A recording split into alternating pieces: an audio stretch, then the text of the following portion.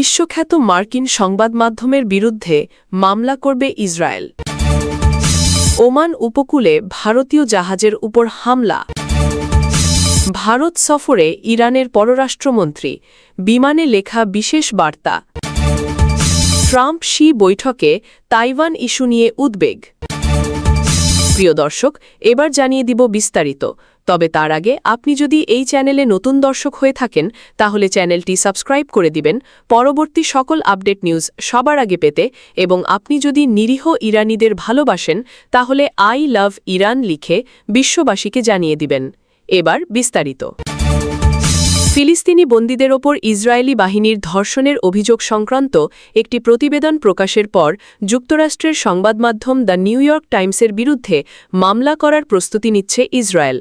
বৃহস্পতিবার 14 মে ইসরায়েলের পররাষ্ট্র মন্ত্রণালয় সামাজিক যোগাযোগ মাধ্যম এক্সে জানায় তারা পত্রিকাটির বিরুদ্ধে মানহানির মামলা করার সিদ্ধান্ত নিয়েছে। খবর মিড ইস্ট আইয়ের। নিউ ইয়র্ক টাইমসের ওই প্রতিবেদনে কলামনিস্ট নিকোলাস ক্রিস্টফ ফিলিস্তিনি বন্দীদের ওপর যৌন নির্যাতনের একাধিক সাক্ষ্যের কথা তুলে ধরেন। এতে ইসরায়েলি সেনাদের বিরুদ্ধে কারাগারে বন্দীদের ওপর ধর্ষণসহ বিভিন্ন ধরনের যৌন সহিংসার বিবরণ ছিল। প্রকাশিত প্রতিবেদনের পর ইসরায়েলি কর্মকর্তা এবং কিছু রাজনৈতিক ব্যক্তিত্ব অভিযোগ করেন যে নিউ ইয়র্ক টাইমস ভুল এবং উস্কানিমূলক তথ্য প্রচার করছে। ইসরায়েলের পররাষ্ট্র মন্ত্রণালয় দাবি করে এটি ইসরায়েল রাষ্ট্রের বিরুদ্ধে সবচেয়ে ভয়াবহ এবং বিকৃত মিথ্যাচার। এর ভিত্তিতে প্রধানমন্ত্রী নেতানিয়াহু ও পররাষ্ট্রমন্ত্রী গিদিয়ন সার পত্রিকাটির বিরুদ্ধে মানহানির মামলা শুরুর নির্দেশ দিয়েছেন। অন্যদিকে প্রতিবেদনে নিকোলাস ক্রিস্টফ উল্লেখ করেন যুক্তরাষ্ট্র ইসরায়েলি নিরাপত্তা ব্যবস্থাকে অর্থ সহায়তা দেয়, তাই এসব ঘটনায় যুক্তরাষ্ট্রও পরোক্ষভাবে দায়ী। তিনি আরও বলেন ফিলিস্তিনি বন্দীদের ওপর যৌন সহিংসা বিষয়ে একাধিক ভুক্তভোগীর সাক্ষ্য পাওয়া গেছে। ইসরায়েলি পক্ষ অবশ্য এসব অভিযোগকে প্রত্যাখ্যান করেছে এবং নিউ ইয়র্ক টাইমসের প্রতিবেদনকে ভিত্তিহীন ও মানহানিকর বলে দাবি করেছে। ওমান উপকূলের কাছে ভারতীয় পতাকাবাহী একটি জাহাজে হামলার শিকার হয়েছে বলে জানিয়েছে ভারতীয় পররাষ্ট্র মন্ত্রণালয়। তবে কারা জাহাজে হামলা করেছে সে বিষয়ে স্পষ্ট কিছু জানা যায়নি। ভারতীয় মন্ত্রণালয়ের মুখপাত্র জানান হামলার পর ওমান উপকর্তৃপক্ষ উদ্ধার অভিযান চালিয়ে জাহাজের নাবিকদের নিরাপদে সরিয়ে নেয়। তিনি এই হামলাকে অগ্রহণযোগ্য বলে উল্লেখ করেন এবং ওমান কর্তৃপক্ষকে ধন্যবাদ জানান।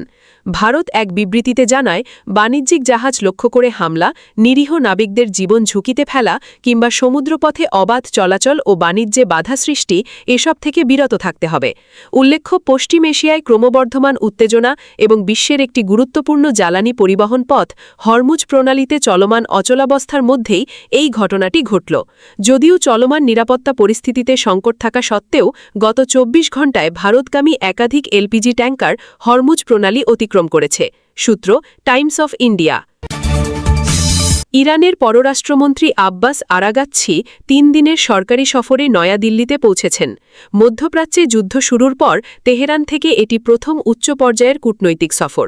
আর এই সফরে আরাগাচ্ছি ব্যবহৃত বিমানে লেখা ছিল বিশেষ বার্তা। বৃহস্পতিবার ভারতীয় সংবাদমাধ্যম এনডিটিভির প্রতিবেদনে এ তথ্য জানানো হয়। আরাগাচ্ছি মূলত ব্রিক্স পররাষ্ট্রমন্ত্রীদের 2 দিনের পররাষ্ট্রমন্ত্রীদের বৈঠকে অংশ নিতে ভারতে এসেছেন। পাশাপাশি ভারতের পররাষ্ট্রমন্ত্রী এস জয়শঙ্করের সঙ্গে দ্বিপাক্ষিক বৈঠকেও অংশ নেবেন। বৈঠকে যুক্তরাষ্ট্র, ইসরায়েল ও ইরান যুদ্ধ ঘিরে চলমান সংকট নিয়ে আলোচনা হওয়ার কথা রয়েছে। ভারতের পররাষ্ট্র মন্ত্রণালয়ের মুখপাত্র রণধীর জয়শঙ্কর সামাজিক যোগাযোগ মাধ্যম এক্সে এক বার্তায় আরাগাচ্ছিকে স্বাগত জানান। এদিকে আরাগাচ্ছি বহরিত উড়োজাহাজটির নাম ছিল মিনাব 168, যা বিশেষ প্রতীকী গুরুত্ব বহন করছে। যুদ্ধ শুরুর সময় ইরানের মিনাব শহরের একটি স্কুলে ক্ষেপণাস্ত্র হামলায় নিহত 168 কন্যা শিশুর স্মৃতির মুইসিবা ড্রিম মেটে এই নাম রাখা হয়েছে বলে প্রতিবেদনে উল্লেখ করা হয়েছে।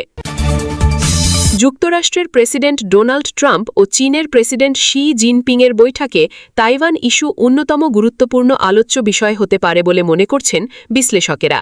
তাদের ধারণা বৈঠকে শি জিনপিং চীন শাসিত দ্বীপ তাইওয়ানের কাছে মার্কিন অস্ত্র বিক্রয় বন্ধে ট্রাম্পের ওপর চাপ সৃষ্টি করতে পারেন। যুক্তরাষ্ট্রের জাতীয় নিরাপত্তা পরিষদের পূর্ব চীন ও তাইওয়ান বিষয়ক শীর্ষ পরিচালক জুলিয়ান গেভার্টস বিবিসিকে বলেন উদ্বেগ হচ্ছে শি জিনপিং চাপ প্রয়োগ করলে ট্রাম্প কোনো না কোনোভাবে ছাড় দিতে পারেন। চীন তাইওয়ানকে নিজেদের বিচ্ছিন্ন একটি প্রদেশ হিসেবে দেখে এবং ভবিষ্যতে বেইজিংয়ের নিয়ন্ত্রণে নেওয়ার লক্ষ্য প্রকাশ্যে জানিয়েছে। প্রয়োজনে শক্তি প্রয়োগের পথও নাকচ করেনি। অন্যদিকে যুক্তরাষ্ট্র ওয়ান চায়না নীতি সমর্থন করলেও তাইওয়ানের সঙ্গে অনানুষ্ঠানিক ঘনিষ্ঠ সম্পর্ক বজায় রেখেছে। একই সঙ্গে মার্কিন আইনে দ্বীপটিকে আত্মরক্ষার সক্ষমতা বাড়াতে সহায়তা দেওয়ার বাধ্যবাধকতাও রয়েছে।